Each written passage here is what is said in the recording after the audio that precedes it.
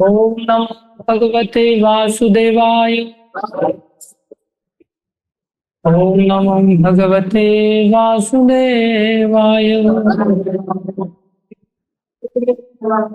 नारायणं नमस्कृत्यं नरं चैव नरोत्तमं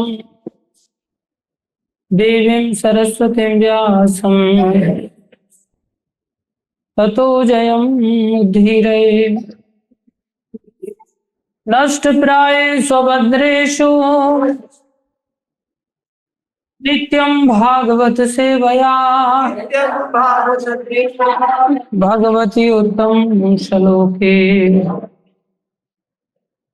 भक्तिर्भवती नैष्ठिकी। प्रभुपाद जी को जो मोतियों की माला पहनाई है उसको ऐसे डबल मत करो, सिंगल पहना।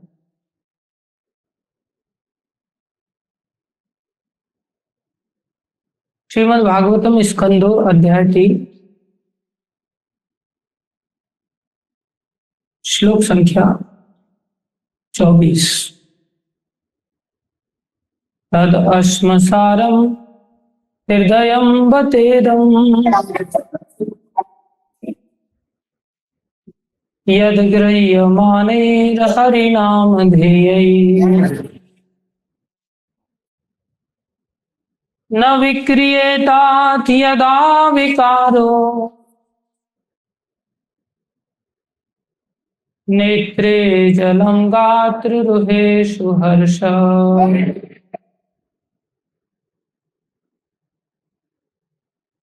मतलब पीछे खींच के उसको आपस में ऐसे बाइंड करके पीछे की ओर रखा।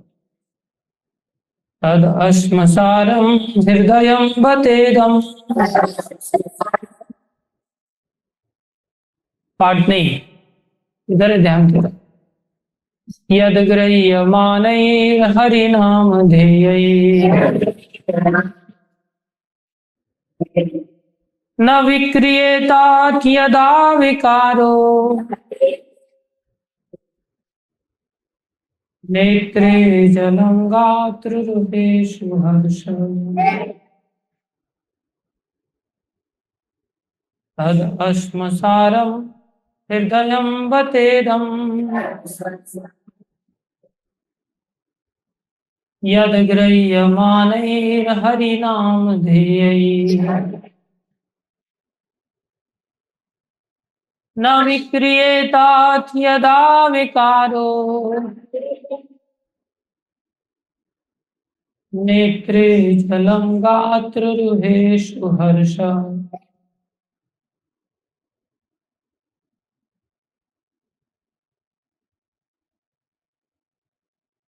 स्मसारं हृदयं बतेदं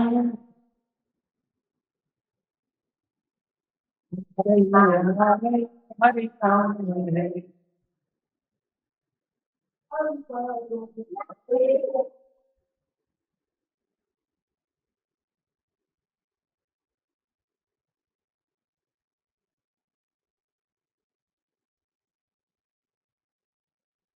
अनुवाद निश्चय ही वह हृदय फौलाद का बना है जो एकाग्र होकर भगवान के पवित्र नाम का उच्चारण करने पर भी नहीं बदलता।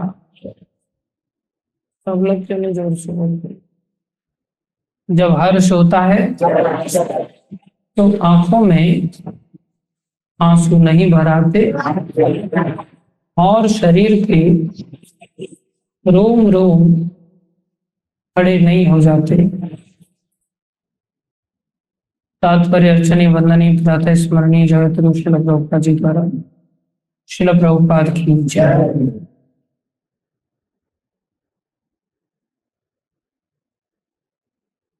ओम अज्ञानं तिमिरन्धस्य ज्ञानाञ्जनशलाकया चक्षुरुन्मीलितं येन तस्मै श्री गुरुवे नमः। श्री चैतन्य मनोविष्णु स्थापितं येन भूतले स्वयं रूपमदा साति स्वपदान्तिकम्। वन्देऽहं श्रीगुरु श्रीयुतापनगमनं श्रीगुरुन् वैष्णवांश्च श्रीरूपं साग्रजातं सहगना रघुनाथान्वितं तं सजीवं साद्वैतम सावधूतम परिजन सहितम कृष्ण चैतन्य देवम श्री राधा कृष्ण बलहंस गण ललिता श्री विशाखान्वितांश। हे कृष्ण करुणा सिंधु दीनबंधु जगतपते गोपेश गोपिका कांत श्री राधा कांत नमस्तुते। भक्त कांचन गौरंगी राधे वृंदावनेश्वरी वृषभानुसुते देवी प्रणमामि हरि हरि। वाञ्छाकल्पतरुभ्यश्च कृपा सिन्धुभ्येव च पतितानां पावनेभ्यो वैष्णवेभ्यो नमो नमः। जय श्री कृष्ण चैतन्य प्रभु नित्यानंद श्री अद्वैत गदाधर शिवासादि गौर भक्त वृंद। हरे कृष्ण कृष्ण कृष्ण हरे हरे, हरे राम राम राम हरे हरे। हरे कृष्णा कृष्णा कृष्णा हरे हरे। हरे कृष्णा कृष्णा कृष्णा हरे हरे, हरे राम राम हरे हरे। गुरुवे गौरचंद्राय राधिकाय तदालय कृष्णाय कृष्ण भक्ताय तद्भक्ताय।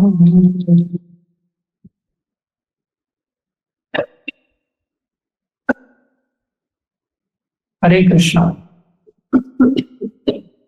सभी भक्तों का हार्दिक अभिनंदन है, स्वागत है।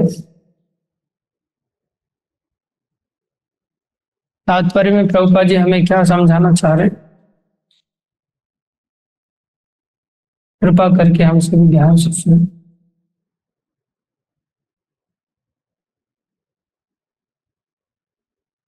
जो सुख भक्ति करने से प्राप्त होता है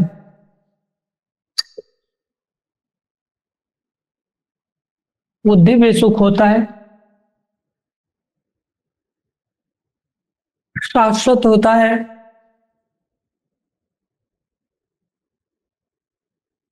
और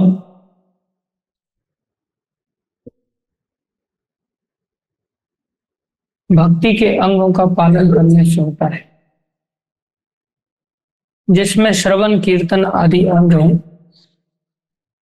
जो कि बड़े सरल और सहज अंग हैं, लेकिन उसके लिए एकाग्रता चाहिए। हरि नाम ध्येय, ध्यान पूर्वक ये सब अंगों का पालन करना होगा। आज हमारा ध्यान भटकता क्यों है? हमारा ध्यान मन की चंचलता के कारण भटकता है। मन में ये चंचलता कहां से आती है? बोले मन का काम है इच्छा करना, इच्छाएं हमें चंचल बना देती। शांत बैठे हुए कोई इच्छा आ जाए मन उधर खींचने लगता है।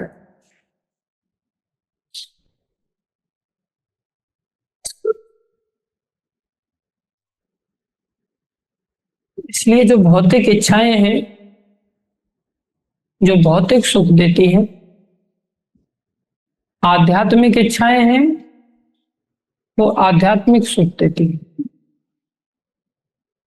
आध्यात्मिक सुख इतना बड़ा होता है कि वो मोक्ष को भी तुच्छ बना देता है।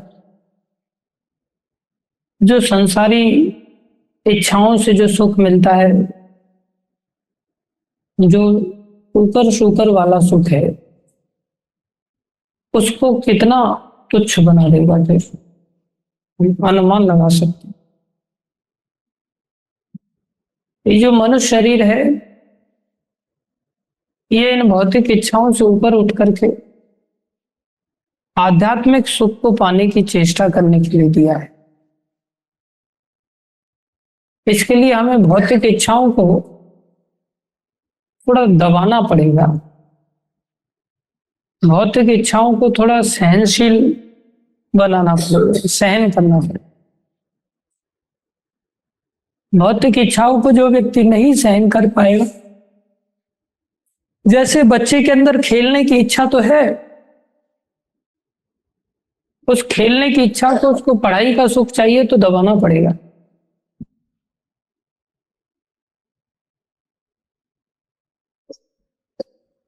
और जब पढ़ाई का सुख उसे मिलने लगेगा, पैसा कमाने लगेगा,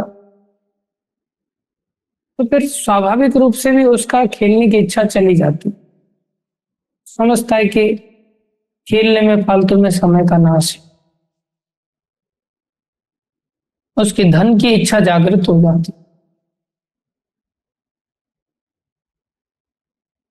तो नेचुरली भी उससे बाहर आ जाता। हम पहले ही नेचुरली बाहर आना चाहते हैं कि हम भक्ति तब करेंगे जब भक्ति करने की नेचुरल इच्छा हो जाए। संसार की इच्छाओं को तब छोड़ेंगे जब नेचुरली छोड़ने की इच्छा हो जाए। नेचुरली छोड़ने की इच्छा नहीं होती, उसको शुरुआत में अभ्यास करना पड़ता है। ना ही नेचुरली भक्ति की क्रियाओं को करने की इच्छा होती है, उनको लिए भी अभ्यास करना पड़ता है। इसलिए दो चीजों के लिए भगवान ने कहा, अभ्यासेन तु कौन्तेय, आगे वैराग्येन च गृहीतया, संसार की इच्छाओं से वैराग्य विकसित करने का अभ्यास करना पड़ेगा, चेष्टा करनी पड़ेगी। और भक्ति के अंगों के लिए वहां अभ्यास करना पड़ेगा। संसार की इच्छाओं के लिए वैराग्य और भक्ति की इच्छाओं के लिए अभ्यास, ये दो काम जब तक हम नहीं करेंगे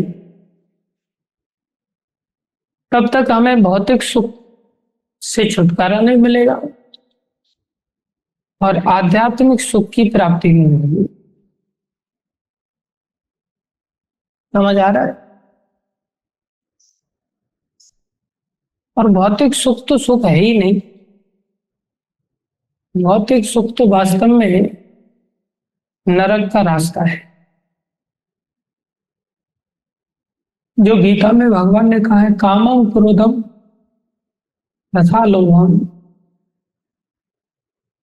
ये तीन चीज, बोले नरकस्य द्वारम, ये तीन नरक के दरवाजे हैं। 18वें अध्याय भगवान बताते।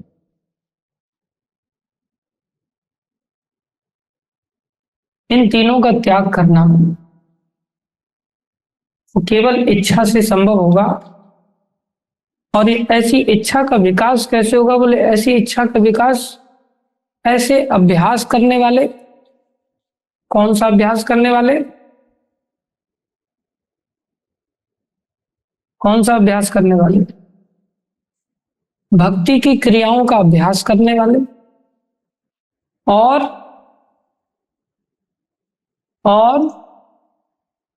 जो संसार की इच्छाओं से वैराग्य लेने का चेष्टा करते।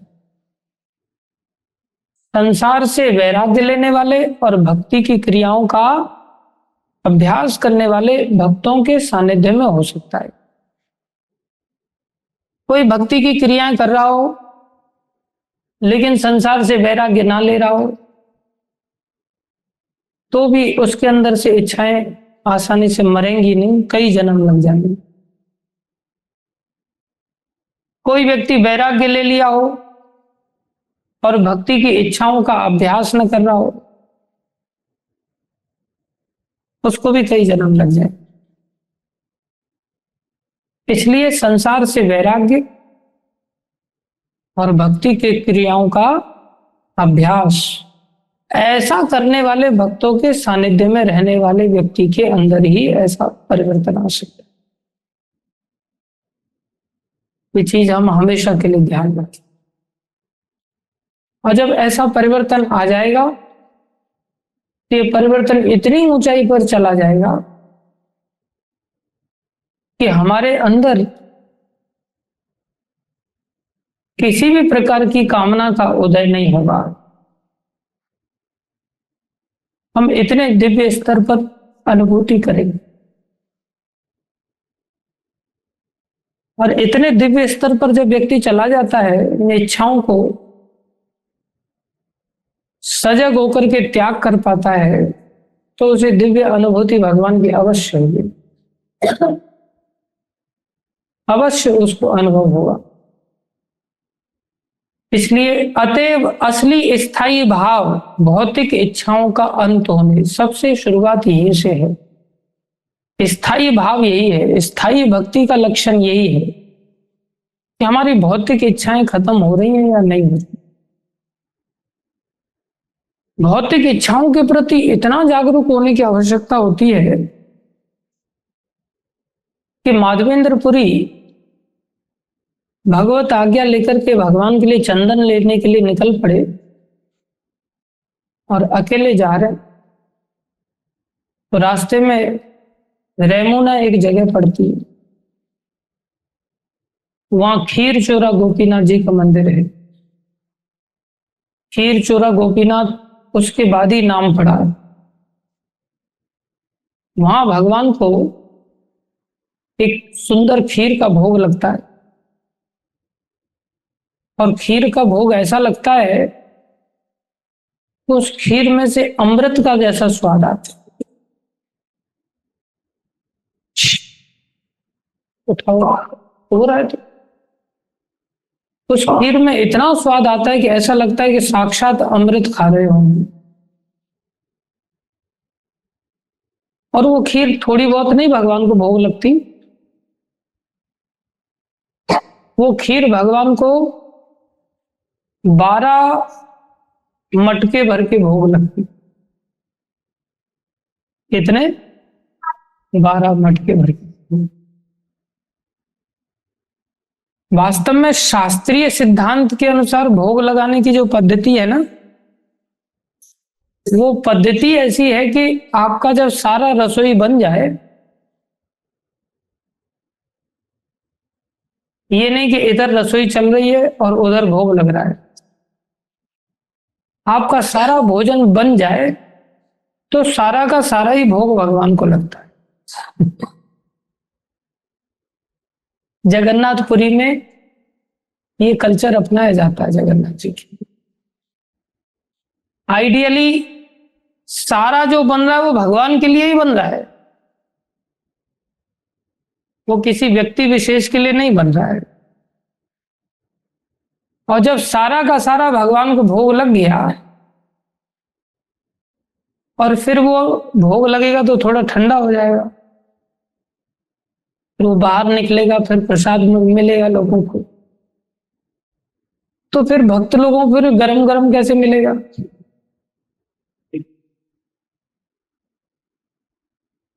यहीं से इच्छा का मरना चालू हो जाता है कि अब आपको गर्मा गर्म खाने का अधिकार समाप्त हो गया। गृहस्थ जीवन में ऐसा होता है कि भगवान को एक छोटी छोटी कटोरियों में भोग लगा दिया जाता है और गृहस्थ जीवन फिर फूली फूली गर्मा गर्म आती है, छिपाती है। थोड़ा बहुत जो भोग लगता है उसको किसी को दे दिया जाता है, ले ठंडा हो गया, वो भोग की थाली किसी को दे दो, क्योंकि भोग की थाली को खाने की भावना ही किसी के अंदर नहीं। भोग की थाली को भावना तब हो जाती है जब उसमें बढ़िया बढ़िया आइटम हो,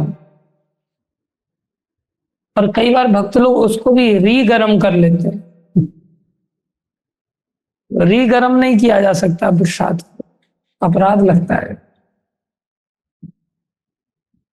तो भक्ति मार्ग में सारा ही भगवान को भोग लगता है। ये नहीं कि खीर बढ़िया बढ़िया बना दिया बोले ये बाकी लोगों के लिए, एक कटोरी भगवान के लिए, ऐसा नहीं होता।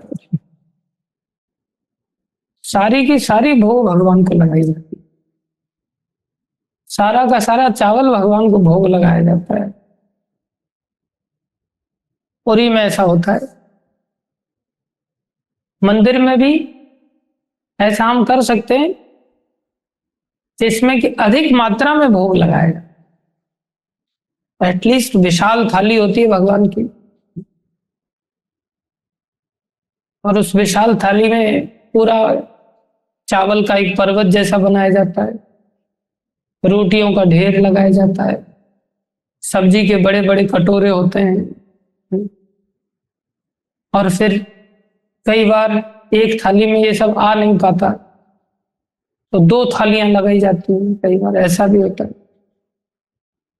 यही कुंज बिहारी गौड़ीय मठ है, हम कॉलेज से आया करते थे कभी, तो हमने देखा बड़ी सी थाली में केवल चावल का ही पूरा पर्वत बना दिया, और वो चावल का पर्वत लेके भक्त ऐसे लेके दो हाथों में ऐसे उठा के निकलते थे चले।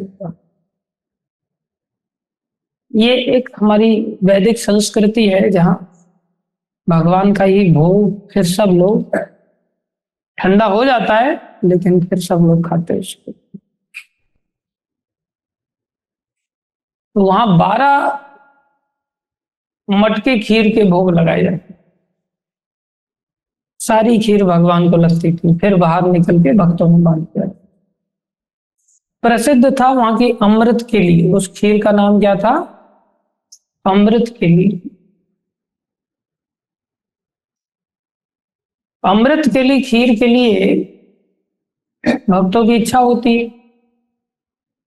जैसे आप राधा रमन मंदिर में चले जाओ तो वहां कुल्हड़ मिलता है, रबड़ी का छोटा सा मिलता है, इतना टेस्टी होता है कि उंगली डाल डाल के कई बार उसकी मिट्टी भी निकालने की चेष्टा करता है आदमी, इतना टेस्टी। तो अमृत केली की खीर, लेकिन वो कुल्हड़ छोटा सा उसको मिलता है जब कोई 20 रुपया चढ़ाता है, 50 रुपया चढ़ाता है, सबको कुल्हड़ नहीं बटता वहां। ये स्वाभाविक है, विशाल मंदिरों में जहाँ प्रसिद्ध मंदिर हैं वहां सबके लिए तो ऐसे खुला है नहीं कि भाई एक मटका तेरे लिए, एक मटका तेरे लिए। जो कुछ दान दक्षिणा चढ़ाएगा उसको थोड़ा बहुत मिल जाएगा। माधवेंद्रपुरी बेचारे गरीब, ऐसे त्यागी महात्मा के केवल दूध ही पान करते थे, और उस दूध में भी कभी कभी कोई लाके दे दे तो खुद से मांग के जाकर के नहीं खाते थे, इतने विरक्त। अब बताओ भौतिक इच्छाएं कितनी होंगी उनके अंदर। दूध भी कोई स्वयं से पहुंचा दे तो पिएंगे, अगर नहीं पहुंचाए तो फिर उस दिन फास्ट, उस दिन भजन ही करेंगे। भगवान को पाना कोई खेल थोड़ी है, नहीं पाना है तो फिर लाखों वर्षों तक जन्म मृत्यु भी खेल नहीं है। जन्म मृत्यु जरा व्याधि का चक्र भी बड़ा दर्दनाक है, कोई ऑप्शन नहीं है। लेकिन थोड़ी सी कठिनाई है, लेकिन भगवान भी तो पीछे हैं। तो ऐसे विरक्त हैं और उनके अंदर इच्छा हो गई कि अगर ये मेरे को चखने को मिल जाए। देखो इतने विरक्त तो स्वयं के लिए है, लेकिन भगवान के लिए विरक्त नहीं, भगवान को चाहते हैं। और श्रीनाथ जी के मंदिर की सेवा उनके पास थी, उस समय श्रीनाथ जी गोवर्धन में विराजते थे, तो भगवान को चाहते हैं बढ़िया बढ़िया खिलाना, और खुद केवल दूध पान करते।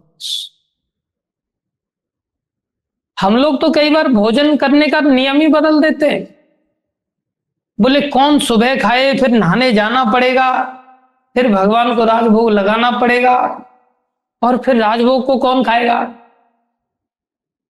राजभोग को फिर मैं कैसे खा पाऊंगा। इसलिए सुबह भोजन नहीं करना है अब मेरे को। सुबह का भोजन का मैं ऐसा संयम बरतूंगा कि अब सुबह 9 बजे भोजन नहीं करूंगा, जो आश्रम में भक्तों के लिए बनता है सबके लिए बनता है। अब केवल राजभोग के लिए बोले मेरा तपस्या देखो, 12 बजे तक मैं व्रत करता हूँ, भूखा रहता हूँ, जिससे क्या पा सकूं, राजभोग का।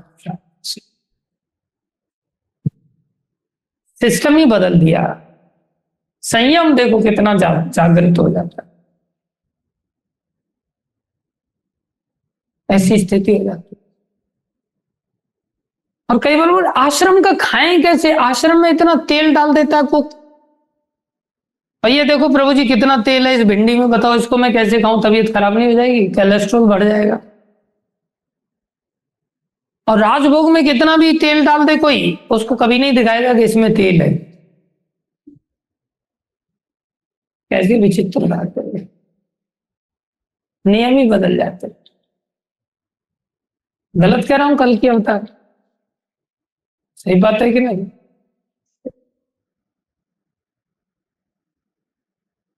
प्रसाद में दुनिया भर के दोष निकल जाएंगे, जब वो भी प्रसाद लेंगे। राजभोग में कोई दोष नहीं है।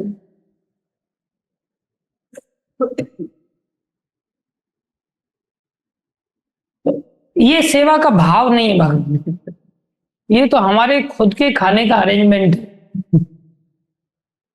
इनके अंदर इतना सेवा का भाव है, आइडियली देखा जाए तो किसी से छुपा थोड़ी, हम अपने हृदय में झांक के देख लें कि हम अपने खाने पीने का बढ़िया अरेंजमेंट करके चल रहे हैं कि नहीं करके चल रहे हैं,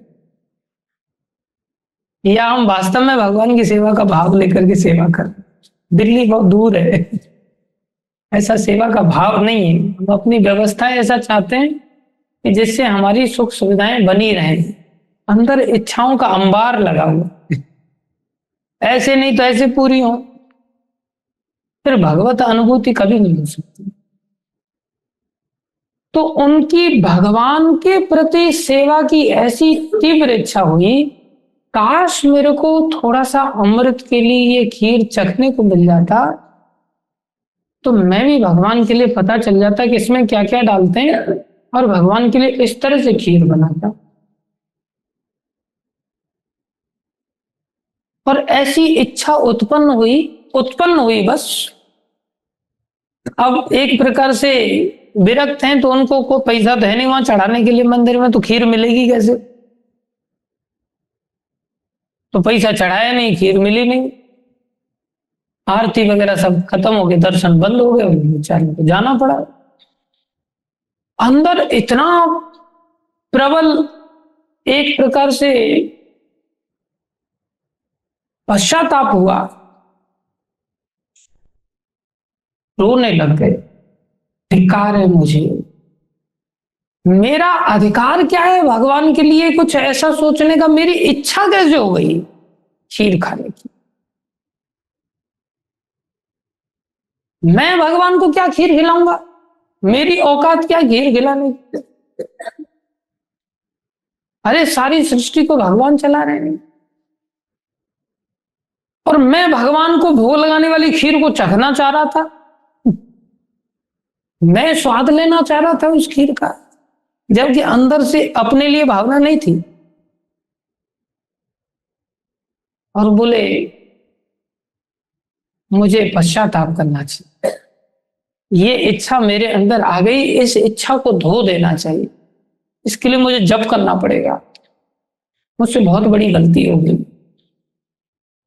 और दूर जाकर के एक पेड़ के नीचे बैठ करके सारी रात जप करने लग गए। इच्छाओं का संयम कितना जरूरी है, भगवत इच्छा के लिए भी इच्छा को संयमित करने की कितनी आवश्यकता है, माधवेंद्र पुरी जी सिखा रहे हैं। और इधर क्या हुआ, अब ठाकुर जी अनुभव कराएंगे। तो गोपीनाथ जी पुजारी को बोले, हे पुजारी उठ। अब पुजारी सोच रहा है कि ये आवाज कहां से आई, सपना है या वास्तविकता है? पुजारी लोग या भगवान की सेवा करने वाले लोग प्राय फिर सपने देखने लग जाते हैं।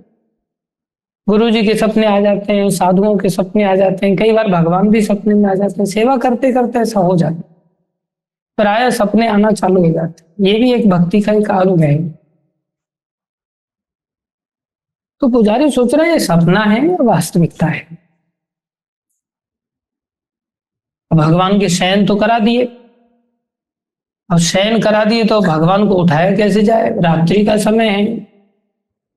भगवान को शयन कराने के पश्चात भगवान कह रहे हैं, साक्षात आदेश दे रहे, पुजारी उठ जा